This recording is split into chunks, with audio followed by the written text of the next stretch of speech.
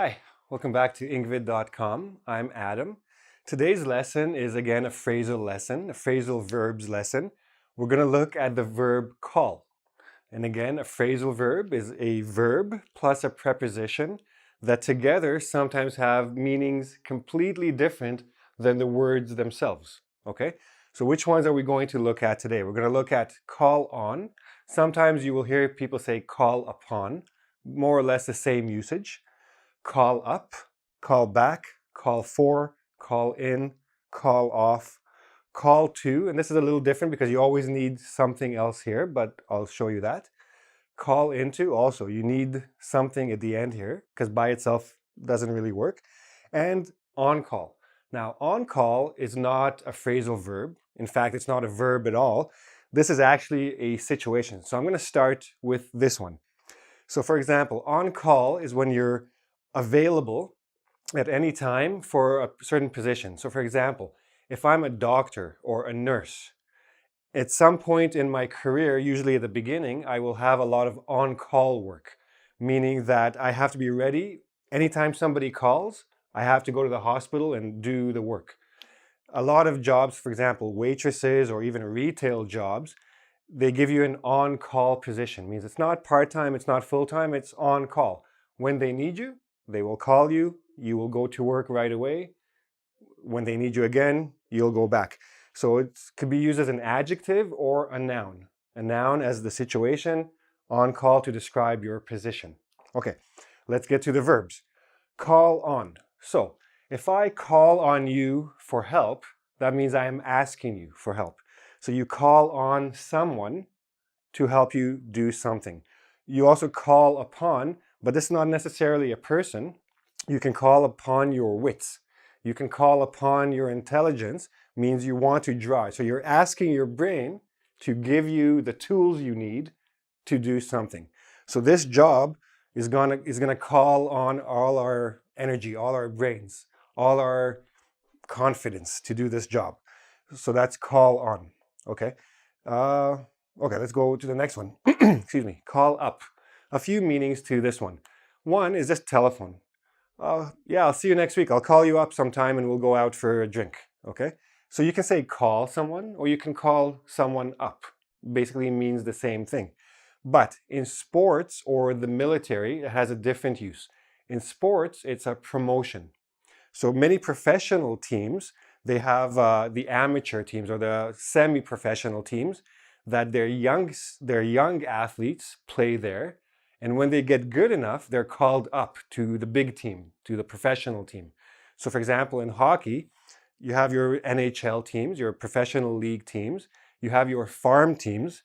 We call these the farm teams. Okay, that's the ones that are just learning. They're young guys. They're trying to get up to the major leagues or the major teams. So you call them up. They've done well. They're called up to the next level. In military, some countries, they have a draft. It means that they pick out young people to become soldiers and go to war. So when they draft them, they're calling them up. Okay? They're out of high school or college or whatever the situation, and they're called up to serve, means they're going to the army. Okay, so now we're going to look at call back. So of course there's always, hey, come back. So you're calling out to somebody, asking them to come back, to return. And the same thing you can do with a telephone call. I call somebody at their office, let's say. The person is not available, out to lunch or away from the office or in a meeting. And I leave a message and I say, can you please ask him or her to call me back? Basically return my phone call. Okay, now another common use of call back is when you have an interview or audition.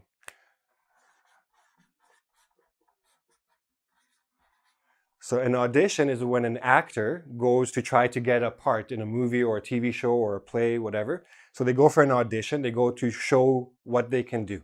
Now, if they are called back, that means they are invited to a second audition.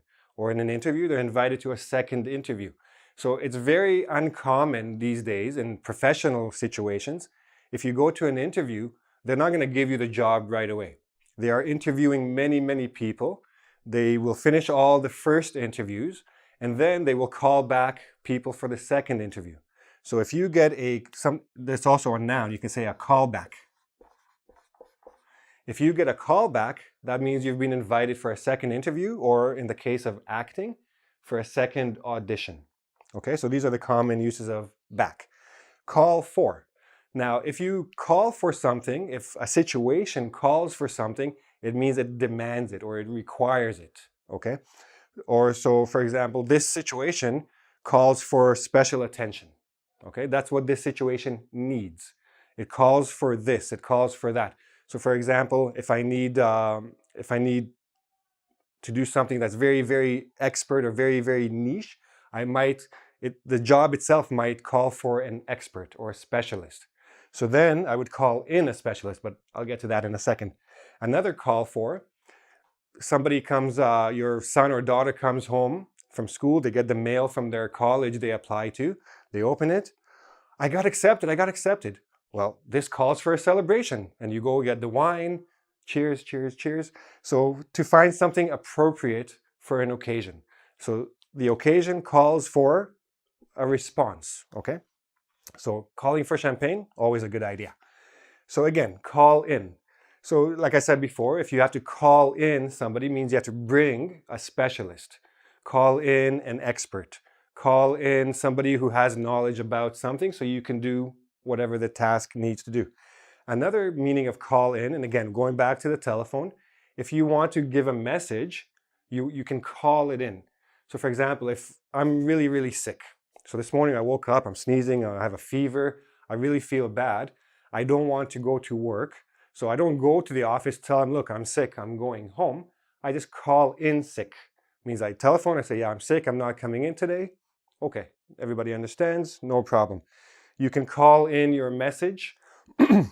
If you have to vote, for example, if I want to vote in my country's election, but I'm out of the country, some countries will let you call in your vote.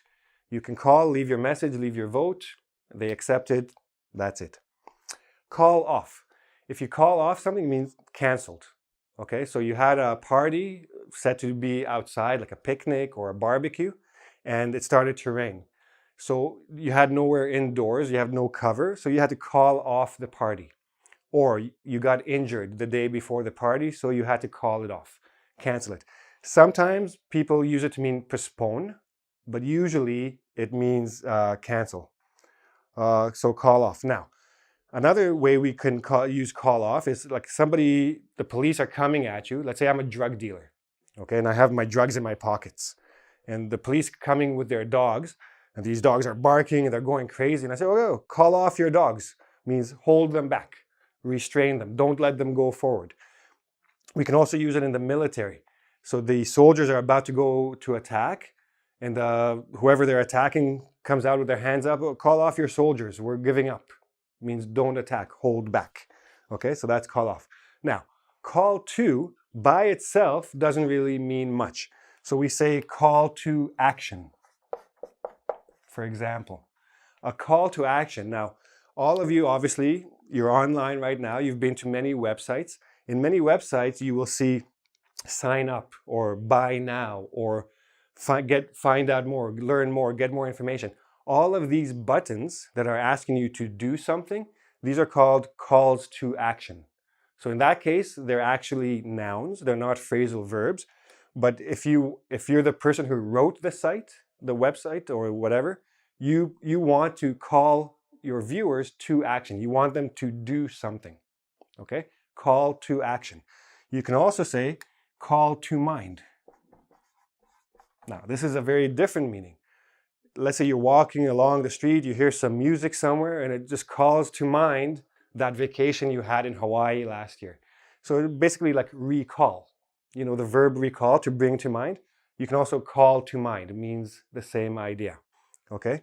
And call into works on the same principle. You're always going to call something into something. So you're going to call into question. Sorry, my cue is not so pretty. Call into question. So somebody wrote an article or an essay or a newspaper column, and you read it, and then you say, no, something is not right here. So you call the publisher and you call the information into question, or you call the writer into question. It means you doubt. You think there's something wrong and you want to investigate the problem with that article or with the writer, him or herself. Okay, that's basically it for call into. Always call into question or call into some sort of doubt, etc. And then again, on call, ready to work at any time. So I hope these are clear enough. And if you need to practice them some more, please go to the engvid.com website. There's a quiz there. You can also ask me questions. And yeah, please subscribe to my channel if you like this video, and see me again soon. Bye-bye.